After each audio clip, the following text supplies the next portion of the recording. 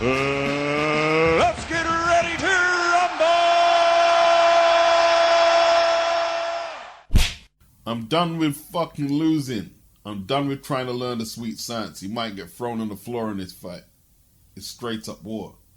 I'm boiling up just thinking about it even now. It's that passion to win. Well, if you're done with trying to learn the sweet science, you should retire today. Let's start there. What is the sweet science of boxing? See, because some people will hear the word sweet in that phrasing and think it's some pretty type of boxing. Technical boxing is not the be-all and end-all if you're talking about the sweet science. It's one aspect of it, just one.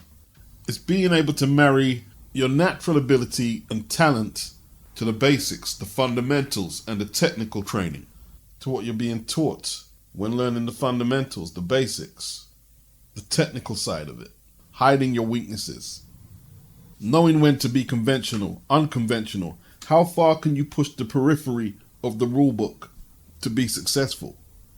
The sweet science is knowing how to win fights, is knowing how to look after yourself in the ring.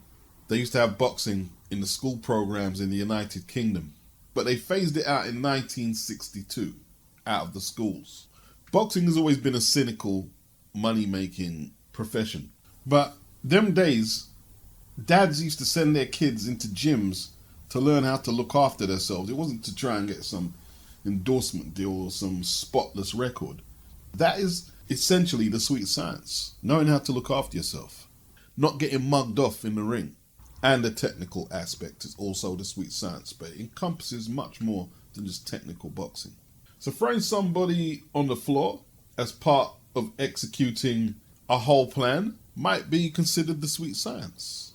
Remember Larry Holmes against Michael Spinks? In the second fight, he threw him on the floor. He tried to intimidate him.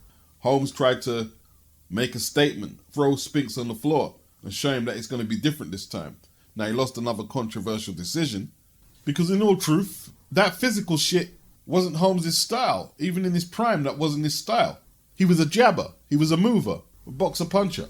If you get time, go watch Marlon Starling versus Mark Breland, the first fight. And watch how Marlon just roughs Breland up, throws him to the floor, and he breaks him.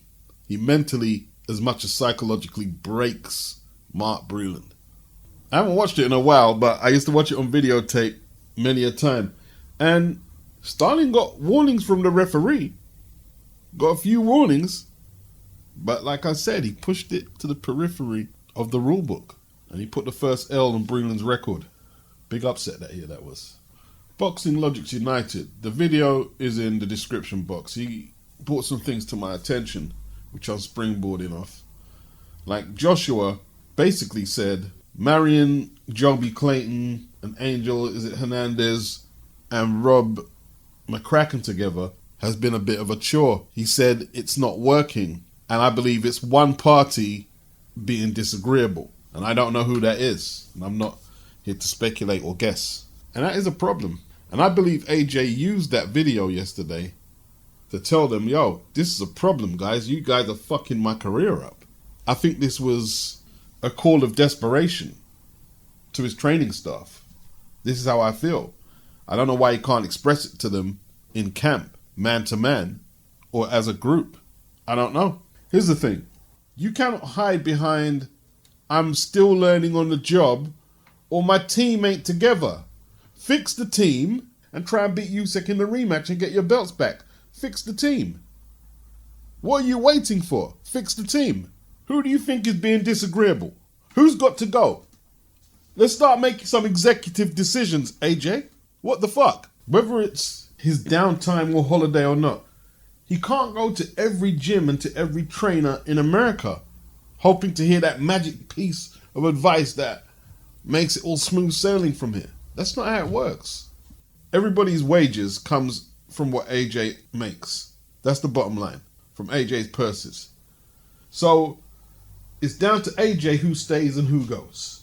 Who does he see fit to help him achieve his goals? They stay and everyone else can get the F out. You start hiring and firing and get the people on board who you think can help you achieve your goal. And in the interview, he said something about loyalty meaning a whole lot to him. Well, if that's the case, just stick with Rob McCracken and make the best of it, and let's not complain, and let's not be running to this trainer and that trainer and that trainer, because what's going to stick if you go trainer to trainer to trainer? I don't know what's really going to stick.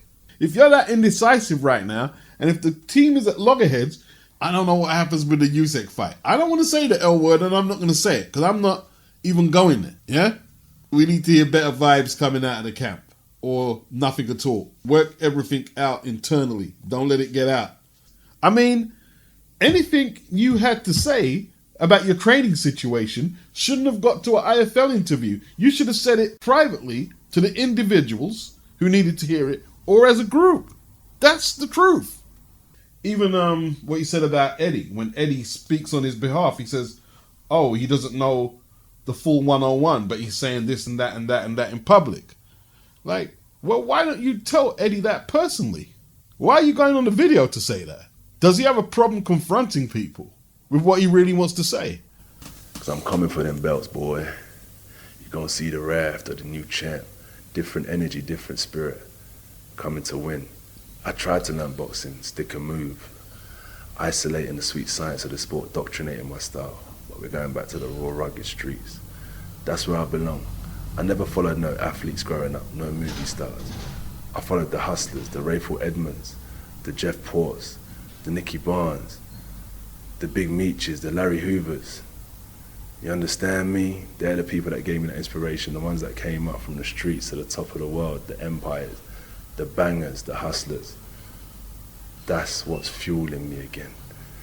Sometimes in life, no matter how far you go, always remember where you came from. And I'll put it like this analogy. It's like building a phenomenal skyscraper, and after 10 years you've got to go back and do your renovations and refurbs. Look at the nooks and the cracks in the building, and that's what I've had to do. We built a phenomenal empire, but it's time to go back to what motivated me. I can't wait to get back in that ring and give it my all. I've done the boxing sweet science. It's not wasted time, but I've got to throw it in the mix. It's not one or the other. It's all or nothing. That's right. It's all or nothing. From the first bell, you fight to your strengths to the last. For as long as you can, for as hard as you can, and we go from there. Is AJ turning gangster? Maybe. He's a grown man. He can do what he wants, just like everyone else does what they want. But I think there was a bit of him acting up for the camera. It sounded like he borrowed some of the lines from a film or something. I was influenced by the Hustlers. I don't know. I'm not taking it too serious, you know what I mean? That same bad man spirit you're trying to draw out for Usyk, confront your team with whatever you have to say with that same energy about who stays and who goes and who does what. Confront them direct and, yo, appreciate what you've done, but you have to go now. And you, I don't want you doing what you've been doing so much. I want you doing this now. I'm delegating. Are you happy with that? Because if not, you're following him straight out the door. Boom. But nah, if you expect me to say, oh, that's negative, him saying all that, all people from all walks of life, nationality and ethnicities are influenced by gangster films, whether it's Scarface, cowboy flicks back in the 40s and the 50s, blaxploitation. In Britain, for the white dudes, they had that genre of football hooligan films and gangster films for the black kids, and not just black kids, but a lot of the urban kids on road. You've got Rolling with the Nines, Blue Story, etc., etc. Top Boy. In America, you've got Belly, Boys in the Hood, Dead Presidents, etc., etc. In Jamaica, them have Shatters and The Harder They Come. Death metal, rap, lyrics and whatever, hip-hop, video games. But most people try to convert whatever aggression they're drawing from that into their career, their work environment, maybe their sporting activities, etc. Yeah? Now, some people use it in a bad way. Well, what are we going to do? Nice try, no cigar.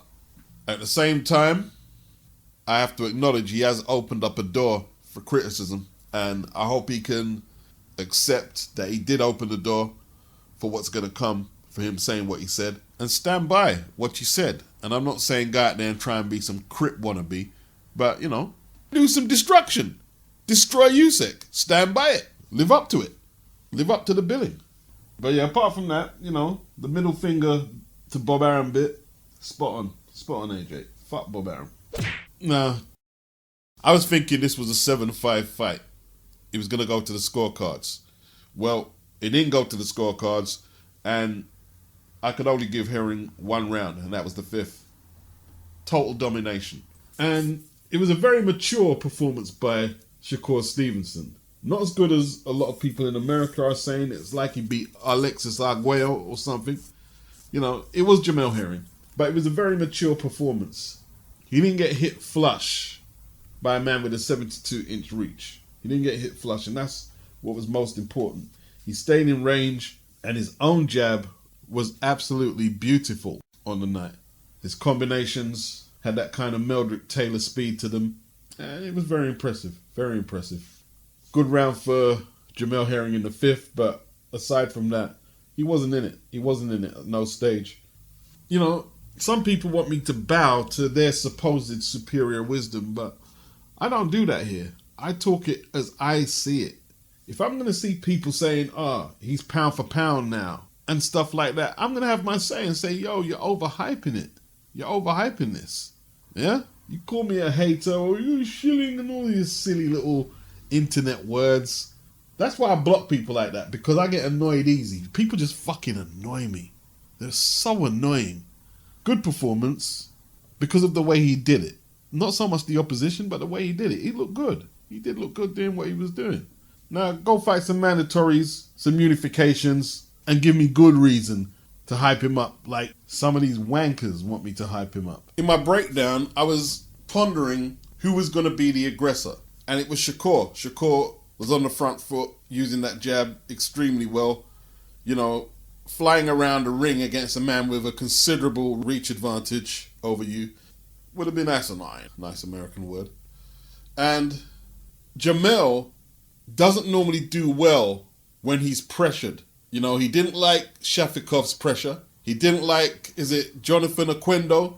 That very unconventional arms out type of boxing that he bought. He didn't like that. And he couldn't cope with Shakur's hand speed and very aggressive two-handed attack, which I think, you know, impressed a lot of people. I was impressed. Don't get me wrong, I was impressed. But when you're going to start saying some of the shit, pound for pound, and going a bit over the top, no, I'm not jumping on board with that. I'm just not going to do that. I see the Oscar Valdez fan base, and I'm not going to single out his ethnicity, but the fan bases just became weird. They used to encourage their fighters to take the tough fights, but right now they're calling Shakur a runner, some of them. He didn't run any more than what Oscar Valdez did in the Burchell fight. How can he boxing when your guys do it, and it's running when non-Mexicans do it? Let's get the unification on. Stop acting like pricks when you're not taking none of the punishment. Let's see some good fights. This witness protection shit. I hope the demand of a rematch clause doesn't break down these negotiations for Devin, because he needs this fight nearly as much as Jojo does. Talking about Devin Haney. And Jojo is the challenger, he's the interim champion, and Devin has the supposed full strap. I don't know what Tio's doing over there, what green belt he has. But at 28 years of age, with one loss in over 30 fights, with wins over Tevin Farmer, did lose against Gary Russell. But this is the type of opponent that Devin needs. Someone who is in his prime. Because there are a lot of biases in boxing. Like, Lomachenko got decked and hurt pretty badly by Linares. And he was credited for being able to get off the floor and come back and win after being hurt. But when Devin got rocked by Linares at the end of that round, he's chinny, told you he was no good, and he got no credit for weathering the first serious storm of his pro career. He got no credit. But Lomachenko did. It was a good win by Devin. It was a good win. But beating a prime American-Mexican right now is definitely a step in the right direction. Then comes the question, how much are they financially incentivizing Jojo Diaz to take this rematch clause? Because it's not like Devin is making Canelo or Anthony Joshua money. And it looks like Eddie is the main man negotiating for Devin with Devin's dad, Bill. Let's hope they don't screw this up for Devin by asking for shit that could backfire. Because who is there if this fight falls through? There's no Ryan, there's no Tank. Richard Comey is fighting Loma. Rowley, TMT and PBC have fattened him up for Tank. Let's hope they can get this done, because it looks like Devin wants to have the relevant fights. It looks like he has a willingness, and you can't ask for no more than that. So I want to see him get the right fights. And Jojo Diaz is a good step in that direction. There's a lot of gaps in Jordan Thompson's story. He's currently 10-0. He was with Frank Warren, but he hasn't fought since November 2019. A third round knockout against the 16-51-3 Istvan Orsos. His last opponent before that fight in June 2018 was Kalaznovsky, who was 13-44-4. His opponent this Saturday is 6-5-0. Now, he makes his debut for Matchroom. Why was he so inactive? Was he injured? Did Frank let him go? Or what's the deal here? Why so inactive? He's 28 years of age, 6'6", 8 knockouts in 10 fights. Is he trouble to work with? Does Frank or anyone have any stories? Why he's so inactive and why Frank just willingly parted ways? I'll be watching this card with some interest, not because there's some great world championship boxing on there, but I'm interested in seeing the progress of some of these domestic guys. We've got Ellie and girls. We've got Ellie Scotney, 2-0 versus Eva Cantos, Super Bantam. Johnny Fisher, he sold 1,300 tickets, which ain't bad going. He's 3-0 heavyweight. His opponent is 5-13-2 Alvo Terrero. So Johnny should be bulldozing him over with a few issues. We have Alan Babic, the Savage, 8-0. He takes on the much Matchroom recycled Eric Molina. We see him testing Fabio Wardley's chin last time out. And not too long before that, he got ironed out by Matchroom's Filip Hrgovic. Is Hrgovic still Matchroom? And obviously AJ done him in a couple of rounds in a world title defense. Eric has been saying that Babic is wide open and he's going to take advantage of that. Molina has actually fought for a world title twice. Yes, he has. Looking forward to that one. Babic is entertaining for me, if not very limited and crude. Youssef Kumari. He's a decent prospect. He's 13-0 with 1 draw. He takes on Jorge David Castaneda. 14 wins, 1 loss. That's for the WBC International Silver Super Feather title. Could be a little something there of a decent match. Is Youssef still a part of Dillian White's team? Is Dillian managing him? Craig Richards, 16-2-1. He's back in action after his credible performance against Dimitri Bivol. I mean, I'm looking at the scorecards. They had it 114-115, 113-115, and one judge had it 110-118. I can't remember too much of the fight right now, but my interpretation, if I'm correct, I don't remember it being as close as them 2 scorecards, but hey, it looks impressive on the South London kid's record, you know what I mean? It looks impressive. And he's back in action, taking on Marek Matia from Poland. 20 wins, 9 stoppages, 2 losses, never been stopped, 2 draws. Craig, 16-0, 9 stoppages, 2 losses, 1 draw. Has he taken heart from that Bivol performance, and will he be looking to push on and try and prove that he's a bona fide world-class contender? We'll see. And with Dillian White withdrawing from the Otto Walling fight, that has elevated the Chantel Cameron Mary McGee fight as the main event at the O2. That's for the World Boxing Council Super Light title. Is this part of the tournament? I believe it is, because Callie Reese, she's flying over. They should let Callie do some punditry work on that. You know what I mean? I believe it is part of the tournament, and Callie's part of the tournament as well. The tournament is at 140. McGee, she's the IBF champion, and Cameron is the WBC. This is a unification. Callie, she's got the IBO, the WBA belt, and she has her first fight in the tournament in the Manchester Arena on a very good card, actually. Andrade, will this be his UK debut? He'll be taking on Quigley at the Manchester Arena. We've got Murodjan Akhmadaliev against Ronnie Rios. That's a good fight. 2 belts on the line. WBA World Super Bantam title and IBF World Super Bantam title. That's a good fight. I remember Mac Williams Arroyo at flyweight. He's a good fighter. He's got a couple of losses, but he's pretty good. Against Julio Cesar Martinez. That's for the WBC World Flyweight title. Obviously, Andrade versus Quigley. That's for the WBO 160-pound title that Andrade holds. And Callie Reese against Jessica Kamara. Callie will be having her first round of the tournament. So that's a good card. That's on the 19th of November. That's a good card. Manchester fans should enjoy that one.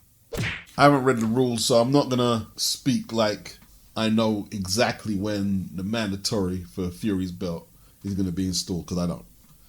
But you have to assume that taking on Dillian would be a good idea. Because after the 30 days are up, there must be nearly 30 days up after Fury beat Wilder. Surely Dillian is going to be installed as mandatory at some stage. Why not take that fight early next year, near the same time that AJ is rematching Usyk, and then the winner of AJ and Usyk and the winner of White versus Fury can fight for undisputed. Surely if you stall that fight by taking on Joyce rather than Dillian, you're just going to invoke the wrath of a lot of boxing fans. Why bother? But then again, look, Fury's going to do it his way, and I can't control it.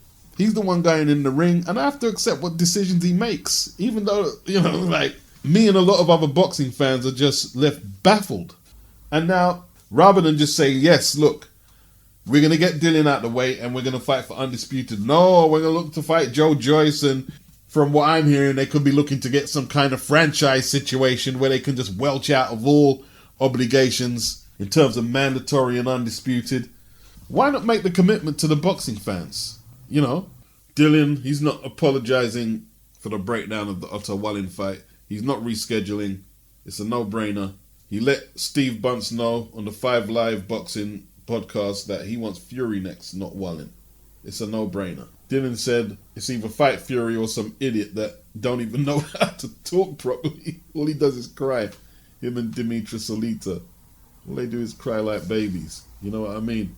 He's crying that he spent 15 grand on training camp. I'm like, dude, I spent 10 times the amount of that on training camp. You know what I mean?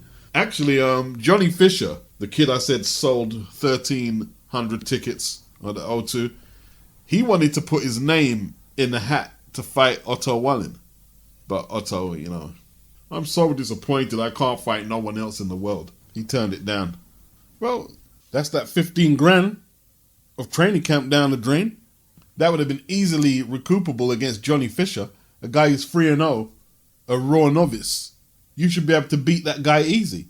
I mean, what was the check? It wouldn't have been as much as what he would have got for fighting Dillian, but he would have got a good check. Look, people ain't going to like what I'm saying next, yeah? Dillian waited, how long? Was it 1,000 days as number one, and some stages he was the mandatory. He got fucked over. AJ, he tried to make undisputed a couple of times. He got fucked over. Don't ask me to feel sorry for no Otto Wallin right now. I don't. Dillian will probably still not get to fight Tyson Fury. Hopefully he'll get to fight for the vacant title if Bob and Fury decide to sidestep Dillian. But I have a feeling the WBC have a trick up their sleeve to leave White out in the cold once again. Personally, I don't think Tyson Fury wants no part of Dillian. People are talking about Wilder's power and the fact that Tyson's got a couple of victories over him. But in a 13-year career, he's got Vladimir Klitschko and Deontay Wilder. And conveniently, those who are sycophants of Tyson Fury, they'll throw Derek Chisora in there. But if you mention that Dillian beat Derek Chisora twice, Derek goes back to being a journeyman. But on Fury's record, he's a bona fide contender. So 3 names in a 13-year career puts him up there with Muhammad Ali, Joe Louis, Lennox Lewis, Mike Tyson, etc., etc. That's your opinion. He hasn't fought none of the relevant contenders in the last 5 years. Dillian, strategically, in my opinion, is a better fighter than Deontay Wilder. Just because Wilder has power, that doesn't negate all his weaknesses against all the other contenders' strengths. You need to fight more people, and Dillian would be a good start. Be a good start. Jake Paul is an idiot. Now, after Clarissa said she could beat him with one hand, she could spar him with one hand or something, I expected him to answer back. But the delusion that you think she lost because of some karma of her calling you out is what makes you a total idiot. She lost because she lost. That's why I never really talk that karma shit like that. Oh, this is karma because you did that to me. You see, if you want something to happen to someone, go do something. Do it to them. Don't wait for karma. Is that what you're waiting around for, karma? To strike your enemies down? Just weird. Fucking weirdo. But anyway, Clarissa, apparently she did pretty well. I saw some of the highlights, and in the last round, her opponent had her pinned on the mat and was throwing them hammer shots on her. It went the distance. But you need to get off the octagon floor with them nut jobs, yeah? Don't fuck with MMA people. Stick to what you do best. Don't be rolling around with them girls. Them girls there. Just MMA people in general. I remember I used to rent out a room to this kid, and this was about 2004, and he was doing MMA training. So I went up the gym where he was doing it. So I'm watching, just watching, and there's a couple of times he wants to show me a few moves, so I'm going on the mat with him, going through the moves, just going through the motions, and someone he knows in there, he told him, not me, he didn't say to me specifically, yeah, I'd like to get him on the mat and we can go at it. So when the kid told me this, I didn't say nothing, because that's my thing, is not to talk too much. I didn't say nothing. I heard, okay, no problem. But anyway, we'll leave that there. But there's some weird people in there. Why am I going to be grappling around with a man's balls all on my fucking package as well? Nah, fuck all that, bruh. Anyway, Clarissa's got to dust herself down, get ready for December the 11th. She's got a proper boxing match on Sky with Savannah Marshall on the same bill. And hopefully we get that showdown in 2022.